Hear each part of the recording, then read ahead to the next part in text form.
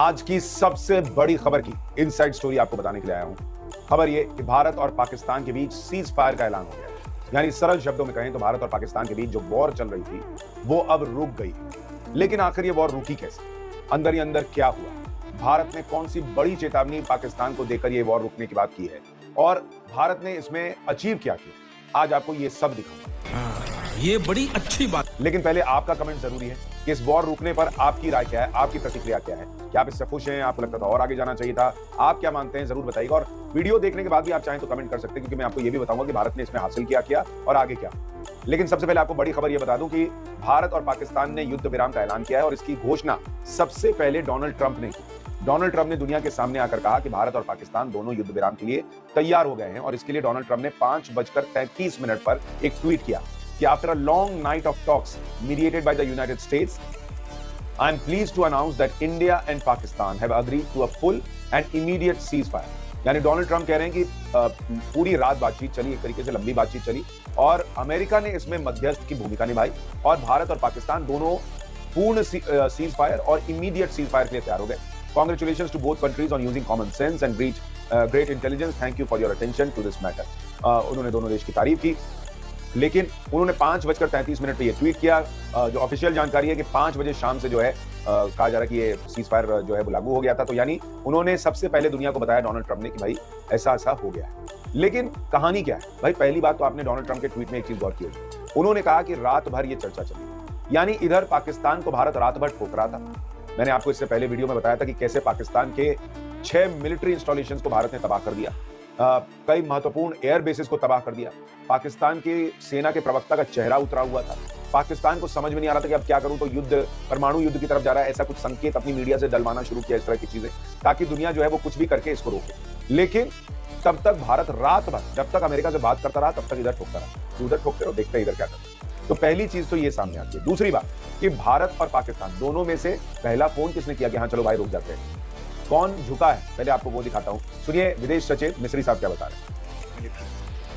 The Director General of Military Operations of Pakistan called the Director General of Military Operations of India at 15:35 hours earlier this afternoon. It was agreed between them that both sides would stop all firing and military action on land and in the air and sea with effect from 1700 hours Indian Standard Time today. Instructions have been given on both sides to give effect to this understanding. The Directors General of Military Operations will talk again on the 12th of May at 1200 hours. यानी भारत ने स्पष्ट कर दिया कि पाकिस्तान ने phone किया, वहां के डीजीएमओ ने फोन किया। और जो मैंने आपको खबर बताई थी इससे पहले के वीडियो में कि पाकिस्तान के जो आर्मी चीफ है मुनीर, उनको अमेरिका की तरफ से लताड़ पड़ी थी कि क्या तमाशा कर रहे हो, बंद इसको कर। तो पाकिस्तान ने भारत को फोन करके कहा कि भाई इसको रोक लेते हैं। और 3:25 दोपहर में आज उनका फोन आया पाकिस्तानी डीजीएमओ का।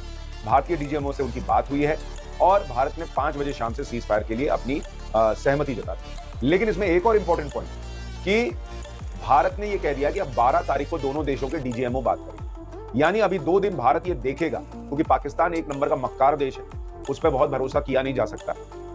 लेकिन भारत 2 दिन देखेगा कि ये कैसे चलता है मामला और उसके बाद भारत जो है वो रिएक्ट करेगा, आगे की बातचीत करेगा 2 दिन बाद। लेकिन इसमें एक चीज और बहुत महत्वपूर्ण है। मुझे लगता है कि पाकिस्तान अब कोई मिस एडवेंचर नहीं करेगा, क्योंकि अगर अब उसने किया तो उसकी हालत बहुत खराब हो जाएगी। ये क्यों कह रहा हूं आगे बताऊंगा। उससे पहले एक बड़ी चीज ये देख लीजिए कि भारत का विपक्ष तुरंत कूदकर सामने आ गया है। जयराम रमेश कह रहे हैं कि भाई अब वॉशिंगटन डीसी से अभूतपूर्व घोषणाएं हो रही हैं, मतलब वो कह रहे हैं कि तो अमेरिका ने घोषणा की है, तो प्रधानमंत्री को एक सर्वदलीय बैठक बुला लेनी चाहिए और अध्यक्षता पीएम करें और एक संसद का विशेष सत्र बुलाया जाए जिसमें पूरी चर्चा हो कि पहलगाम में क्या हुआ, नहीं हुआ, कैसे हुआ। ये तुरंत होना चाहिए ताकि देश एकजुट होकर सामूहिक संकल्प का प्रदर्शन करे। अब किसको प्रदर्शन करे? वहां तो पाकिस्तान का मिलिट्री वाला जो है वो कल राहुल गांधी और सत्यपाल मलिक के इंटरव्यू के फुटेज चला रहा था। वो इंटरव्यू के फुटेज चला रहा था कि भाई कुछ हुआ ही नहीं था, जो 2019 वाली घटना थी, या फिर द वायर पे जो सत्यपाल मलिक ने इंटरव्यू दिया था। तो पाकिस्तान तो यहां के लोगों के इंटरव्यू दिखा रहा है कि भारत जो है वो खुद ही आतंकी हमले कराकर जो है उसका पॉलिटिकल इस्तेमाल करता है और यहां की संसद में विशेष सत्र बुलाकर चर्चा होगी। किस बात की चर्चा होगी? इसी दौरान कांग्रेस पार्टी, विपक्ष के कुछ लोगों ने या उनके अलग अलग सोशल मीडिया हैंडल्स ने क्या कहा, नहीं किया, लोगों ने देखा नहीं किया। वो राफेल पे नींबू मिर्ची कौन लटका रहा था, देखा नहीं क्या? इनका इकोसिस्टम कैसे लगा हुआ था ये साबित करने में कि भारत तो कुछ कर ही नहीं पा रहा है, ये लोगों ने देखा नहीं क्या?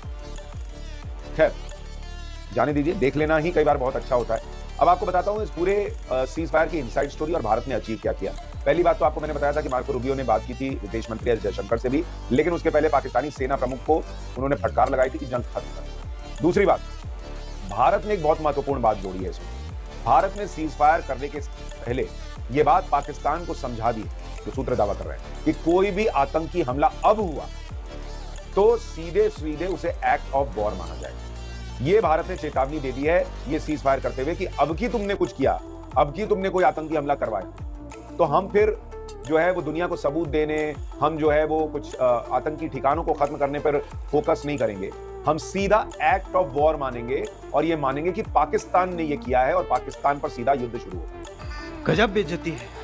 ये भारत ने क्लियर कर दिया कि अभी तक हमारा क्या है कि हम ये कहते हैं हम आतंक के खिलाफ लड़ाई लड़ रहे हैं, हम किसी देश के खिलाफ नहीं लड़ रहे, हमको वहां के लोगों से कोई दिक्कत नहीं। लेकिन अब जब ये सीज फायर कर रहे हैं तो इस शर्त पे कर रहे हैं कि यहां से तुम्हारे आतंक की लाइन खत्म होनी चाहिए। एक बार भी आतंकी हमला हुआ जिसमें साबित हुआ कि पाकिस्तान ने कराया तो सीधा युद्ध शुरू होगा, फिर कोई इधर उधर की बात नहीं होगी और फिर कुछ भी इसमें हिसाब किताब नहीं बैठेगा। तो भारत ने पहली चीज तो ये स्पष्ट कर दी कि यहां से टेररिज्म मतलब सीधा युद्ध की शुरुआत, पिछला सारा हिसाब जो है वो अब भूल जाओ, पहली चीज। दूसरा, भारत ने बहुत स्मार्टली इस पूरे घटनाक्रम के दौरान, मैं आपको बताता हूं भारत ने क्या कुछ अचीव किया है। पूरे घटनाक्रम के दौरान पाकिस्तान को घुटनों पे तो लाया ही। आप देखिए वहां का जो रक्षा मंत्री है उसने आज कह दिया था कि हम परमाणु हथियारों के विकल्प पे विचार ही नहीं कर रहे। ये वो लोग हैं जो कहा करते थे कि हमारे पास परमाणु हथियार है, परमाणु हथियार है, परमाणु हथियार है। आज भारत ने पाकिस्तान को इस जगह पे ला दिया कि उसको सीज फायर करनी है तो वो दुनिया के सामने कह रहा है कि भाई हम तो कर ही नहीं सकते, हम नहीं करेंगे परमाणु हथियार का इस्तेमाल। तो पहले तो उनका परमाणु हथियार की धमकी को पीछे रखवा दिया भारत, पहली चीज। दूसरा, भारत ने इसमें अमेरिका को मीडिएट करने दिया। अब इससे एक बड़ी चीज ये होती है कि भारत ने अमेरिका को भी क्लियर कर दिया कि देखिए दोस्त हो, तुम्हारी बात मान के चलो ठीक है सीज फायर कर लेते हैं, लेकिन अब अगर इसमें जो कुछ नौटंकी की ना तो बहुत मारेंगे, दौड़ा दौड़ा कर सीधा युद्ध शुरू होगा। यानी अब भारत जब अगला टेररिस्ट अटैक अगर हुआ तो युद्ध तो मानेगा ही, युद्ध तो शुरू करेगा ही। दुनिया को ये कन्विंस करने की भी जरूरत नहीं पड़ेगी भारत को कि भाई देखिए हमको ऐसा क्यों करना पड़ रहा है, क्योंकि भारत दुनिया को ये बता चुका, अमेरिका को बता चुका कि भाई देखिए यहां से अब सीधा वॉर की बात होगी, अगली बार मत आना, हमको समझा। तो भारत ने ये अचीव, इस पूरे घटनाक्रम के दौरान पाकिस्तान को भारत ने डिप्लोमेटिकली नंगा कर दिया, नंगा। दुनिया भर में भारत ने पाकिस्तान का असली चेहरा दिखा दिया कि ये क्या कर सकता है, क्या नहीं करता है, सारी चीजें भारत ने बता दी सबूत के साथ। यानी पाकिस्तान की औकात भी दुनिया ने देख ली कि इनका एक जो है ड्रोन जो है वो ढंग से उड़ नहीं पाता, इनका फाइटर जेट बेकार है, इनके सैनिक बेकार हैं और भारत जहां चाहे जब चाहे घुस के ठोक देता है। दुनिया को भारत ने पाकिस्तान की औकात दिखा दी, पाकिस्तान के लोगों को पाकिस्तान की औकात दिखा दी और पाकिस्तान तो अपनी औकात जानता ही। तो पाकिस्तान को एक तरीके से डीमोरलाइज किया भारत ने इतने दिनों तक। दुनिया में डिप्लोमेटिकली बताया कि भाई देखिए ये हो रहा है और हम आपको पहली चीज सारी बता दें। पाकिस्तान को यह भी बता दिया कि भारत की ताकत यह है कि मुस्लिम देश भी तुम्हारे साथ खड़े नहीं। दुनिया को यह दिखा दिया कि भारत की डिप्लोमेटिक ताकत यह है कि कोई बीच में भारत को बोलने नहीं आया कि भाई प्लीज रुक जाओ या रुको, तुम कैसे ऐसा कर सकते हो। चाइना तक नहीं आया। और दूसरी बात कि मिलिट्री पावर भारत की है, आज दुनिया देख रही है।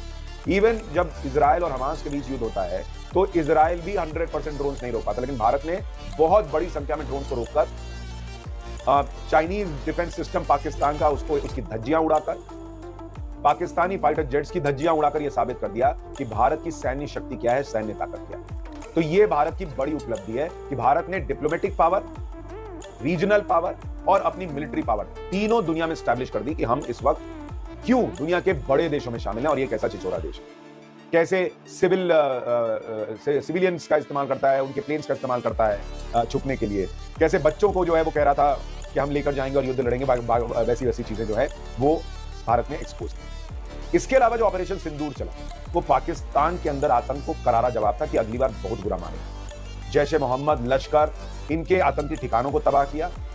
वो टीआरएफ का सैफुल्लाह तो भीख मांग रहा था कि मैंने तो कुछ किया ही नहीं, उसको इस हालत पे ला दिया। और इसके अलावा आप देखिए कि भारत ने 5 बड़े आतंकी मार दिए। मुदस्सर खादियां खास उर्फ अबू जुंदाल, ये लश्कर तैयबा का टॉप कमांडर था और इसको जो है भारत ने खत्म कर दिया। इसके अलावा हाफिज मोहम्मद जमील, मसूद अजहर का साला, इसको खत्म कर दिया। मसूद अजहर का पूरा परिवार जो है वो खत्म हो गया और ये जमील भी मारा गया।